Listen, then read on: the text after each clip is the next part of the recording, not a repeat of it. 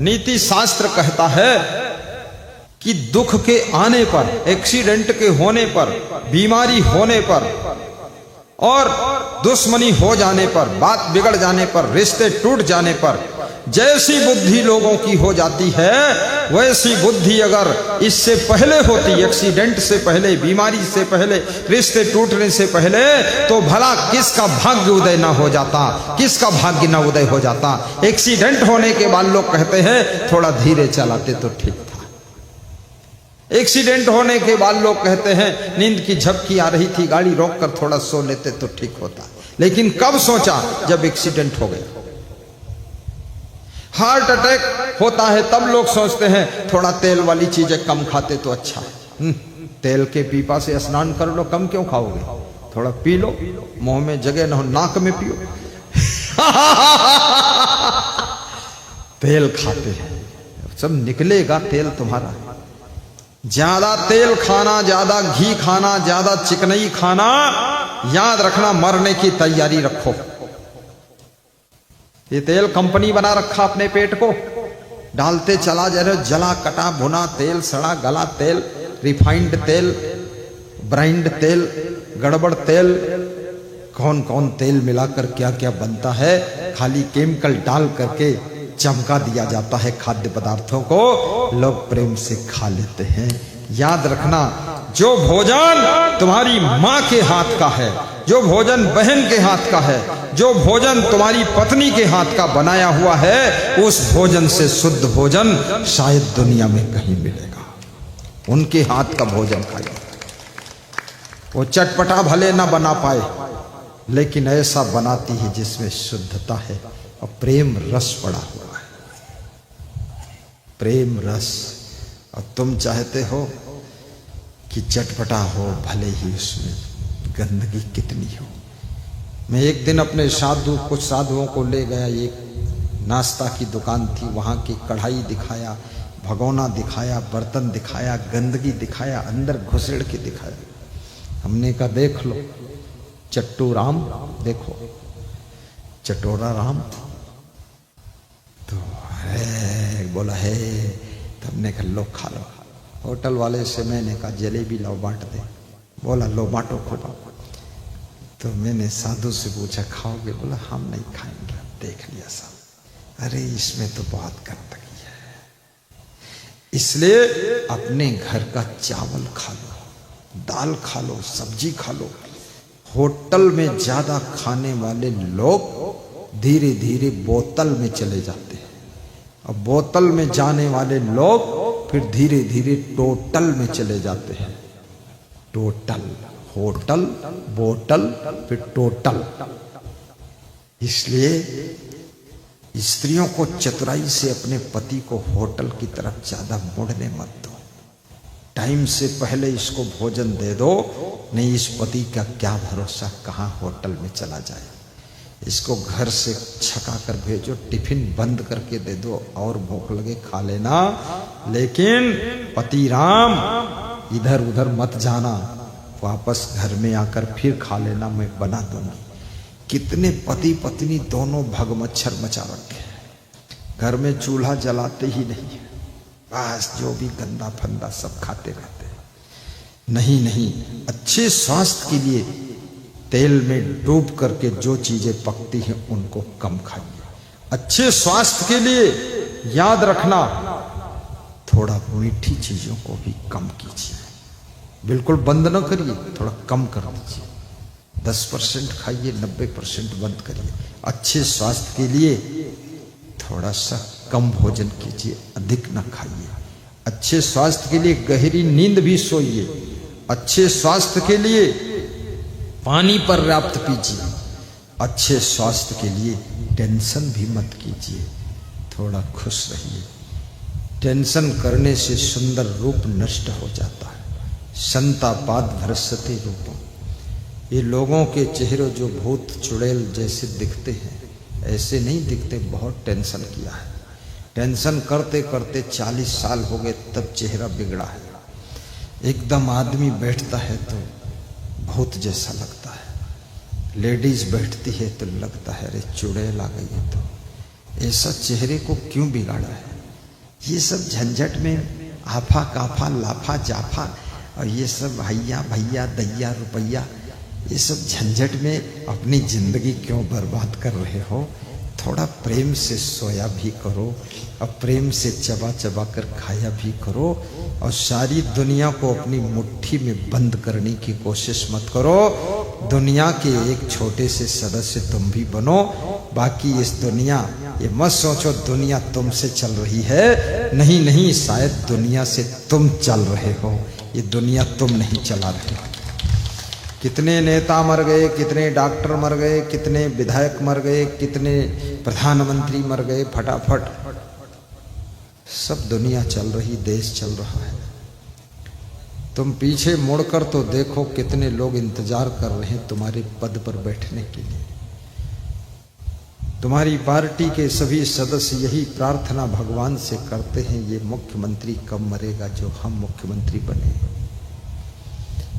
तुम्हारे बेटे भी यही भगवान से प्रार्थना करते हैं, ये बाप न चाबी देता है, न ताला खोलता है, न बात मानता है, ये कब मरेगा जिस दिन हम घर के मालिक बनेंगे। फिर भी तुम सोचते हो सारा परिवार मैं चला रहा हूं, तुम नहीं चला रहे हो।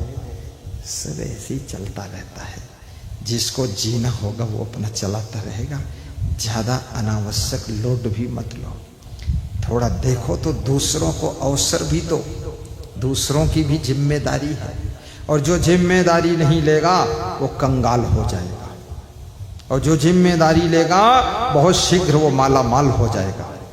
और जो जितना ज्यादा जिम्मेदारी लेगा उतना ज्यादा सुविधा से जिंदगी जीने का सौभाग्य मिलेगा। और जो काम चोर बनेगा, लापरवाह बनेगा, उसको रोटी पेट भरने के लिए तो मिल जाएगी, बाकी उसको जिंदगी में कहीं सम्मान नहीं मिलेगा। काम चोर लापरवाह।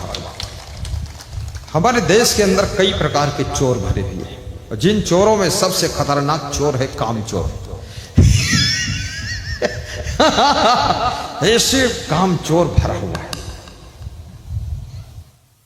बस बैठे रहते, खीसे काटते रहते, कोई जिम्मेदारी नहीं, कोई काम नहीं। जहां देखो वहां सामान भूल कर आ गए, जहां देखो वहीं पर सब बंटा ढार करके आ गए। ट्रेन में गए, थैला वहीं छोड़ के आगे उतर गए नीचे, थैला भी याद नहीं, खोपड़ी में जरा भी दिमाग तो होना चाहिए ना। जनरल मर्चेंट की दुकान में हजार हजार आइटम है, वो सब याद रहते दुकानदार को, तुमको अपना एक थैला नहीं याद। कितने मूर्ख हो, ये लापरवाही का परिणाम है, फिक्र नहीं करते। अन्यथा तुमको तो दूसरे का थैला भी याद रहेगा, उठाकर लेकर चले जाओगे। चोर कितना याद रखता है? चोर सबका सामान याद रखता है, किसका कहां है, और जिसका दांव पाता है उसका चुरा लेता है। चोर कितनी स्मरण शक्ति चोट्टा की है, और ये कितना धूर्त है, ये अपना सामान भी खोकर रो जाता है। कहीं ये खो गया, कहीं वो खो गया, रोज नुकसान करता है, माँ बाप को परेशान करता है। खोना भी नहीं चाहिए। अपने सामान की फिक्र रखो, संभाल कर रखो, सुई को संभाल कर रखो। काठमांडू के एक भक्त ने हमको नाखून कटर दिया था। वो नाखून कटर हमारे पास में 32 साल से है, 32 साल हो गए उसको, घिसने नहीं दिया। कपड़े में लपेट के फिर प्लास्टिक के डिब्बे में रख करके तब संभाल के रखता हूं। नहीं, हर महीने में नाखून कटर खरीदते रहो। नाखून कटर नहीं लेना है हमको, सब भक्तों के लिए अयोध्या में आश्रम बनाना है। एक एक बूंद इकट्ठी करके आश्रम खड़ा करना है। नाखून कटर रोज खरीदते, रोज रस्सी चिमटी खरीद रहे हैं। चिमटी कपड़ा दबाने के लिए चिमटी, अरे एक चिमटी और ले लो, अपनी नाक दबा लो भाई। हाँ चिमटी, थोड़ा दिमाग को भी दबाओ, कहीं फंसा है।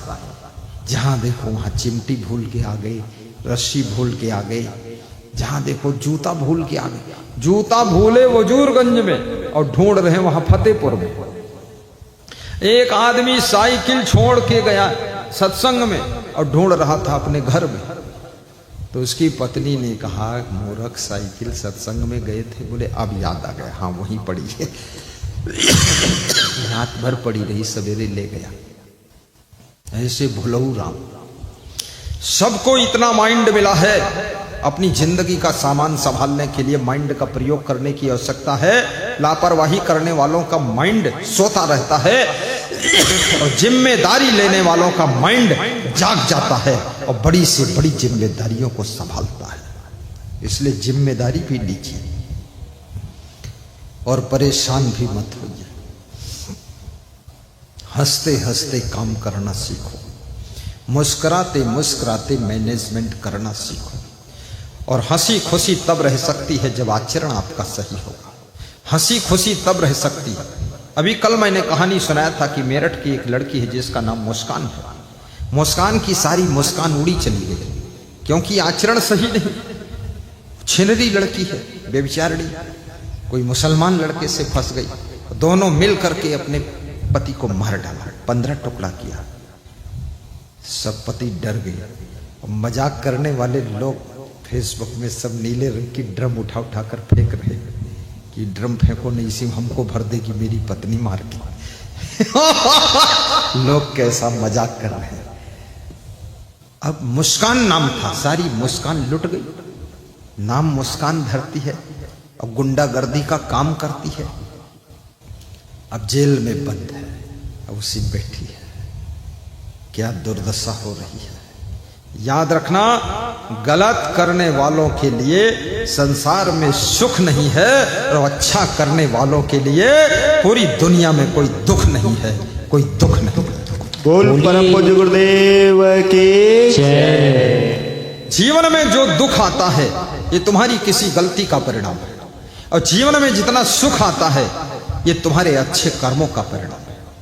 अच्छा स्वभाव हो, अच्छे कर्म हो, अच्छा चरित्र हो, अच्छे विचार हो, अच्छा शुद्ध साफ खान पान हो और सद्गुण हो, सदाचार हो। आप देख लो जिंदगी में दुख है ही नहीं। थोड़ा संतोष भी करो। जिसके पास संतोष नहीं वो कभी सुखी नहीं हो सकता। गोधन गज धन बाज धन और रतन धन खान, जब आवे संतोष धन सब धन धूरी समान। क्यों लिखा संतों ने, संतोषामृत तृप्ता नाम तत्सुखम शांत चेत साम नच तद्धन लुब्धा नाम इतस्य एतस्य धावताम उपार्जिता नाम वित्ता नाम त्याग एव ही रक्षणम तडागोदर संस्था नाम परिवाह युवाम वसाम शांतुल्यम तपोनास्ति न संतोषात् परम सुखम न तृष्णाया परो व्याधि नच धर्मो दया समा यद्रच्छा लाभ संतुष्टो द्वंद्वातीतो विमत्सरा समा सिद्धाव सिद्धो चक्रत्वापि न निबद्धते संतुष्टा सततम योगी यथात्मा दृढ़ निश्चया मयि अर्पित मनोबुद्धि यो मद्भक्ता ममिष्या। कितना संसार में संतोष की जरूरत है। कभी कम साड़ी हो तो भी संतोष कर लो। चप्पल कोई उठा ले गया, संतोष करो। नंगे पांव चल लोगे 6 महीने तक बुखार नहीं आएगा। एक दिन नंगे पांव चलो, दिन भर 6 महीने बुखार नहीं आएगा। इस बॉडी को अर्थिंग मिलेगी जमीन से। शायद वो चप्पल इसलिए चोरी करके ले गया तुम्हारा कि तुमको नंगे पांव चलने का सौभाग्य प्राप्त हो और 6 महीने तक बुखार से तुम मुक्त रहोगे, इसलिए चप्पल ले गया। दूसरे का चप्पल भी मत पहनो। तुम्हारा ले गया कोई तो नंगे पांव चलो। तुम दूसरे पहन लोगे, दूसरा तीसरे पहन लेगा तो सैकड़ों लोगों के चप्पल चेंज हो जाएंगे। ये चप्पल चेंज का प्रोग्राम चल रहा क्या। और अपने पास चप्पल हो तो भी दूसरे का कभी मत पहनो। दूसरा आदमी अपना चप्पल धोकर साफ करके रखा है और उसको तुम पहन करके दूसरी जगह छोड़ दी, तो अपना चप्पल यहां ढूंढ रहा, तुमने छोड़ दिया वहां जाकर। अब वो असमंजस में पड़ गया मेरा चप्पल का। और चप्पल के बिना बिस्तर पर कैसे बैठे, माटी लग गई पैर में। लेकिन अगर कोई कदाचित चप्पल पहन भी लिया है, थोड़ा तुम भी संतोष करो, ज्यादा हल्ला मत मचाओ। ये दुनिया को कितना सुधारो, कितना दंड दो और कितनी सजा दो, कितना इनाम दो, लेकिन दुनिया में धूर्त लोग हमेशा रहते हैं और वो छोटी छोटी गलतियां करते रहते हैं। उन गलतियों को सहने के लिए कलेजा रखिए, गम खाने का कलेजा रखिए, तभी खुशी से जिंदगी जी सकते हो। इन छोटी छोटी गलतियों में अगर उलझोगे तो जीवन में कभी शांति नहीं पाओगे। गुजरात में सास बहू दोनों किचन में काम कर रही थी। कांच का प्याला गिरा, फूट गया। जोर से आवाज हुई। पिता पुत्र बैठे हुए आपस में बात कर रहे थे, अखबार पढ़ रहे थे ड्राइंग रूम में। बाप ने बेटे से कहा, अंदर किचन में कौन सा बर्तन फूटा है देखो जाकर। उसने कहा देखने की जरूरत नहीं, अंदर वाले जाने, बाहर वाले कोई गड़बड़ नहीं। अरे बोले खरीदना तो मुझको पड़ेगा। बोले पापा इतनी टेंशन मत लिया करो। अरे देख तो किसने फोड़ा है।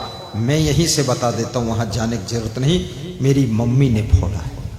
तेरी मम्मी अर्थात मेरी पत्नी, और तेरी पत्नी नहीं फोड़ सकती। बोले मेरी पत्नी वो नहीं फोड़ती। बोले कैसे नहीं फोड़ती? बोले मैं तब से जानता हूं जब से मेरी मम्मी ने एक बार पापा तुम्हारी खोपड़ी भी फोड़ा था, तब से पता है मम्मी में फोड़ने की कला है। तो पापा ने कहा कि मैं अभी जाकर देख लेता हूं किसने फोड़ा। पिता जोश में आ गया, अंदर घुसा और बोला बर्तन किसने फोड़ा? तो मम्मी अंदर से निकल कर आई कि मेरे से फूटा, क्या करोगे? तो पापा ने कहा फिर कोई बात नहीं, ठीक है।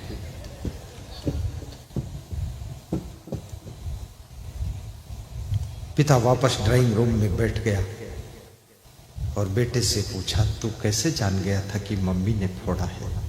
मैं अंदर जाकर जांच किया तो मम्मी ही निकली तेरी। उसने कहा बर्तन फूटने की आवाज के पीछे किसी की आवाज नहीं आई तो मैं समझ गया मम्मी से फूटा है। अगर मेरी पत्नी से फूटता तो बर्तन फूटने की आवाज के पीछे मेरी मम्मी की चिल्लाने की आवाज जरूर आती, तो मैं इससे समझ गया मम्मी से फूटा है। सासू बनने के बाद चिल्लाने की आदत भी बहुत हो जाती है। चिल्लाइए मत। 10% दिल में जगह बना लो नुकसान की। 10% नुकसान आपका आपके साथ रहने वाले लोग करेंगे ही। जगह बनाओ और पहले से दिल में जगह बना लोगे 10% तो आपको क्रोध भी नहीं आएगा। फिर तो पहले से आप तैयार है ना इतना सहने के लिए, क्योंकि 10% तो नुकसान ये करेंगे ही। इतनी समझ नहीं है, इतना विवेक नहीं है, सबके पास में इतना जागृति नहीं है, सावधानी नहीं है। सब अलग अलग बुद्धि के लोग हैं, कम बुद्धि, ज्यादा बुद्धि, मीडियम बुद्धि। इसलिए इतना दिल में जगह बना लीजिए कि 10% नुकसान होगा तो सहूंगा, बस मुस्कुराते रहो और 10% नुकसान देखते रहो और ढोल बजाते रहो। श्री राम जय जय राम, 10% करो नुकसान। श्री राम जय जय राम, लल्लू राम उल्लू राम, श्री राम जय राम। सह लो नुकसान, कोई उपाय नहीं है। कितने गुरु लोग एक शिष्य को नहीं रख पाते, क्यों? क्योंकि वे नुकसान सह नहीं पाते, नुकसान नहीं सह पाते। और कितनी सासुएं एक बहू को नहीं रख पाती, क्योंकि जरा सा अगर टेढ़ी हो गई कटोरी कहीं, उतने में फिर सासू टेढ़ी हो गई। अरे छोड़ो इस पागल बहू के चक्कर में क्यों अपनी जिंदगी बर्बाद कर रही हो। इसकी कटोरी टेढ़ी रखे, चाहे अपनी टांग टेढ़ी करे, जाने दो बवाल। इतना तुमने इसका थोड़े बवाल पड़ने के लिए जिंदगी तुम्हारी उलझी रहती। खाम उसको बहू को सोहराती रहती है, बहुरिया है बैठ जाए। अरे छोड़ो, अपने आप बैठ। हमारे यहाँ छोटे छोटे शिष्य है, मैं उसके बवाल नहीं पड़ता।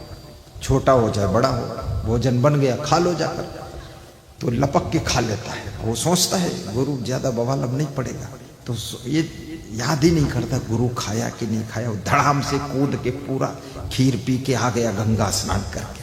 हमने कहा कुछ खाया? बोले हाँ गुरु जी खाया। बढ़िया है, जल्दी खा लो, क्या करना है, कोई कमी है खाने की? आज हमारे बीच में एक डब्बा ठेकवा आया है। इतना ठेकवा है ये 25 साधु एक एक ठेकवा पा जाएगा। पेड़ा आया है 50 पेड़ा, 2-2 पेड़ा पा जाएगा। और सेव है, केला है, गुड़ है, अंगूर है, इतना खाने को है। वो चावल बोरी भर रखा है, दाल भी आई है। अरे ना पका पाओ तो कच्चा चावल खा लो। खाने में कौन झंझट में पड़े उसके। कोई ज्यादा खाओ कम खाओ, अपनी अपनी भूख तुम जानो।